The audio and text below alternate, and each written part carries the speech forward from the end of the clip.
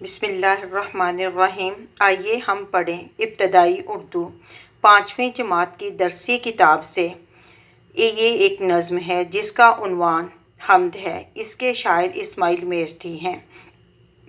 جو چیز خدا نے ہے بنائی اس میں ظاہر ہے خوشنمائی، اس کی قدرت سے پھول مہکے، پھولوں پہ پرند آ کے چہکے، تاروں بھری رات کیا بنائی، دن کو بخشی عجب صفائی، کیا دودھ سی چاندنی ہے چٹکی، حیران ہو کر نگاہ ٹھٹکی، جاڑا گرمی بہار برسات، ہر رت میں نیا سما نئی بات، مٹی سے خدا نے باغ اگائے، باغوں میں اس نے پھل لگائے، ہر شے اس نے بنائی نادر، بے شک خدا ہے کویوں کا در۔